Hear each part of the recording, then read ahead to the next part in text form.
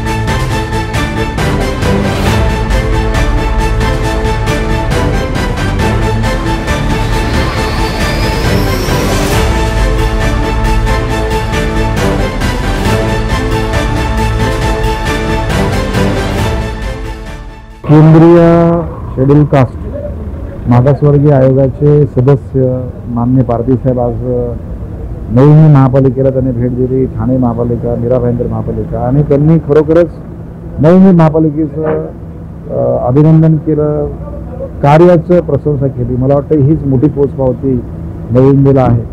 मीरा भाईंदर आणि ठाणे महापालिकेत काही प्रश्न त्या ठिकाणी आहेत, परंतु दोन्ही महापालिका चांगल्या आहेत. दोन्ही महापालिकेचे सन्माननीय आयुक्त, प्रशासक यांनी निश्चितपणे कालावधी निश्चित केलेला आहे आणि या कालावधीमध्ये त्यांचे प्रश्न सोडवतील असं ठोस भूमिका दोन्ही महापालिकेच्या प्रशासकीय आणि आयुक्त साहेबांनी घेतलेली आहे. अशा पद्धतीचं जो काही एक वेगळ्या प्रकारचं वातावरण जे काही समाजातील घटक आहेत, दुर्बल घटक आहेत, त्यांना मिळतो. त्याच्यामुळे माननीय मोदी साहेबांचं आम्ही धन्यवाद करतो की अशा प्रकारचे चांगले सक्षम व्यक्तिमत्वाला त्यांनी नियुक्त केल्यामुळे समाजातील लोकांच्या प्रश्नांना निश्चितपणे तोंड फुटतं आणि त्याच्यातले प्रश्न सुटतात. आणि म्हणून आम्ही माननीय मोदी साहेबांचं केंद्र सरकारचं आम्ही धन्यवाद करतो आणि त्यांनी इथे आज व्हिजिट केली, भेट दिल्याबद्दल पारधी साहेबांचा आभार व्यक्त करतो.